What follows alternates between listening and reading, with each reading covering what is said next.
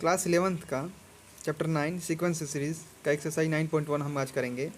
इससे पहले हमने सभी क्वेश्चन को कंप्लीट किया हुआ है। इस क्वेश्चन नंबर 14 है हमारे पास।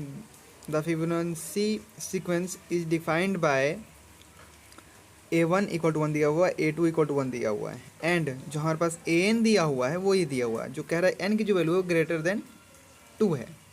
तो हमारे पास हम पहले लिख लेते हैं हमारे पास क्या क्या दिया हुआ है। हमारे पास दिया हुआ है A1 1 और A2 1 दिया हुआ हमारे पास, और हमसे बोला हुआ है कि find AN plus 1 by N for N equal to में 1 2 3 4 5। तो हमें ये सभी की तो वैल्यू फाइंड करनी पड़ेगी। मतलब हम यहाँ तक फाइंड करेंगे। पहले हम रखेंगे N की वैल्यू 3, क्योंकि हमें 2 तक दिया हुआ है। तो हम रखेंगे N इक्वल टू में 2। तो A2 इक्वल टू में क्या आ जाएगा हमारे पास, A2 इक्वल टू में A2 minus 1 plus A2 minus का 2। तो ये क्या हो जाएगा हमारे पास, A1 minus plus A0। 2 minus का 2 क्या होता है, 0। तो 0 हो गया हमारे पास। A0 हमारे पास गिवन में नहीं है, तो हम इसको हटा देंगे। तो A1 क्या आ गया, ग्रेटर देन 2 बोला हुआ था हमसे, तो हम पहले 3 रखेंगे। यहाँ पर 2 ना रख करके 3 रखेंगे, तो यहाँ 3 आ जाएगा। तो यहाँ 3 माइनस का 1 और ये 3 माइनस का 2, तो ये क्या आ जाएगा यहाँ पर, ये 3 माइनस का 1 क्या बोला है, A2 आ गया यहाँ पर, यहाँ क्या आ गया 1। तो हम यहाँ A2 आ गया हमारे पास, तो A2 क्या हमारे पास 1 और A1 क्या हमारे पास 1, तो ये क्या आ गया 2। तो हमारे पास आ गया A3 इक्वल टू में क्या आ गया 2। जैसा कि हमने पहले क्या रखा था 3, तो 3 हमने रखा A3 इक्वल टू में A3 minus 1 plus A3 minus का 2 इक्वल टू में ये 3 माइनस 1 क्या होता है 2 हो जाएगा। यहाँ पर ये माइनस का साइन है, तो 3 माइनस 1 क्या हो जाएगा 2 हो जाएगा, और 3 माइनस का 2 क्या हो जाएगा 1 हो जाएगा। तो A2 प्लस 1 इक्वल टू में A1 प्लस 1 क्या हो जाएगा 2। तो अब क्या रखें हम N इक्वल टू में, N इक्वल टू रखेंगे 4। तो A4 इक्वल टू में A4 माइनस का 1 प्लस A4 माइनस का 2, तो ये आ जाएगा हमारे पास A3 प्लस A2। तो A3 हमारे पास क्या आया था 2 आया था, तो 2 A1 क्या था हमारे पास 1 था, तो 1 ये आ गया 3। तो मतलब A4 हमारे पास क्या आ गया, A4 आ गया हमारे पास 3 आ गया हमारे पास। अब रखेंगे हम N की वैल्यू 5। तो A5 इक्वल टू में क्या आ जाएगा हमारे पास, A5 माइनस का 1 प्लस A5 माइनस का 2। तो A5 माइनस 1 क्या हो जाएगा A4 प्लस A5 माइनस 2 क्या आ जाएगा A4। A3 आ जाएगा हमारे पास, 5 माइनस 2 A3 आ जाएगा। तो A4 क्या था हमारे पास 3 था, और A4 हमारे पास 3 था, और ये बोला हुआ A3, तो A3 की वैल्यू क्या थी हमारे पास 2 थी, या 2 रख देंगे तो क्या आ जाएगा हमारे पास 5। तो इट मीन्स A5 क्या आ गया हमारे पास 5 आ गया। अब इन सभी वैल्यूज़ का हम यहाँ पर यूज़ करेंगे। N की वैल्यू हम यहाँ पर भी क्या रखेंगे 5 रखेंगे। एक बार हम नेक्स्ट टर्म फाइंड करेंगे। A5 तक हमने निकाले, A6 भी हमें निकालना पड़ेगा। तो A6 हम रखेंगे N की वैल्यू। जब हम N की वैल्यू A6 रखेंगे, हम यहाँ पर N इक्वल टू में 6 रखेंगे पहले। तो A6 इक्वल टू क्या आ जाएगा A6 माइनस का 1 प्लस A6 माइनस का 2 इक्वल टू में A5 प्लस में A4। तो A5 की वैल्यू क्या आई थी हमारे पास, A5 की वैल्यू आई थी 5, A4 की वैल्यू क्या थी 3 थी। तो A6 की वैल्यू क्या आ गया हमारे पास 8 आ गया। ये हमारे पास A6 की वैल्यू आ गई। अब हमें फाइंड क्या करना था, हमें फाइंड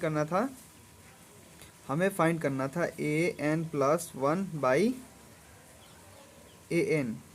अब हमें N की वैल्यू एक बार 1 रखना है, लिखेंगे 4 N इक्वल टू में 1। तो यहाँ रखेंगे, जब हम A1 रखेंगे तो 1 प्लस 1 बाई A1। तो ये क्या होगा हमारे पास A2 बाई A1। तो A2 की वैल्यू क्या थी हमारे पास, A2 की वैल्यू 1 थी, I1 की वैल्यू भी 1 थी। तो इसका मतलब हमारे पास क्या आ गई, ये A2 अपॉन में A1 क्या आ गया हमारे पास, A2 अपॉन में A1 क्या आ गया हमारे पास 1 आ गया। ऐसे ही 4 लिखेंगे 4 N इक्वल टू में 2। तो जहाँ जहाँ N है वहाँ वहाँ क्या रखेंगे 2 रखेंगे। A2 plus 1 upon A2। तो ये क्या हो जाएगा A3 बाई A2। तो A3 की वैल्यू क्या है हमारे पास, हमने निकाला हुआ था। A3 की वैल्यू 2 थी हमारे पास, और A1 की वैल्यू क्या था हमारे पास, A1 की वैल्यू हमारे पास था 1। तो ये क्या हो गया A3 अपॉन में A2 इक्वल टू में क्या आ गया, 2 आ गया। जस्ट लाइक बिल्कुल सेम एज इट इज़ हम ऐसे ही करेंगे। अब लिखेंगे 4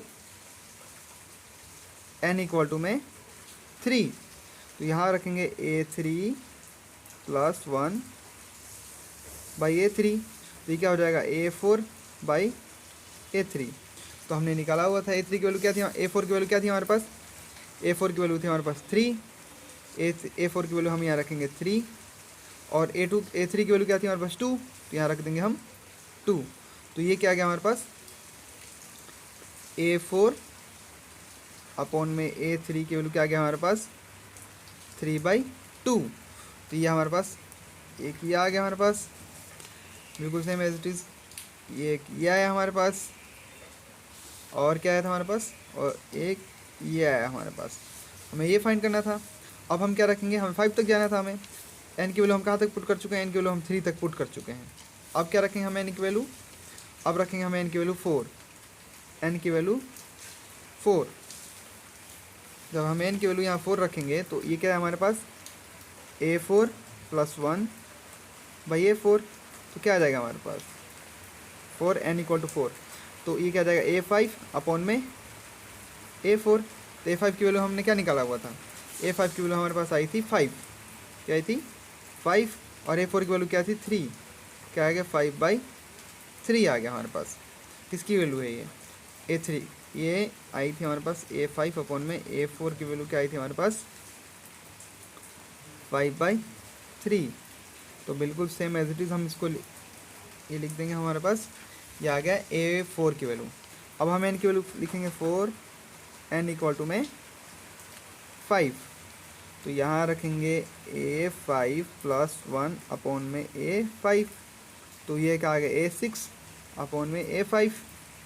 तो a6 की वैल्यू क्या आई थी हमारे पास, a6 की वैल्यू हमारे पास आई थी, a6 की वैल्यू आई थी हमारे पास 6, a6 की वैल्यू हमारे पास क्या आई थी 8, तो हम 8 रखेंगे, क्या रखेंगे 8, और a5 की वैल्यू क्या आई थी हमारे पास, a5 की वैल्यू हमारे पास 5 थी, तो यहाँ रख देंगे 5।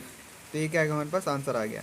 तो यही हमें फाइंड करना था। यहाँ पर जो हमारे पास क्वेश्चन नंबर 14 है वो क्या हो गया, कंप्लीट हो गया।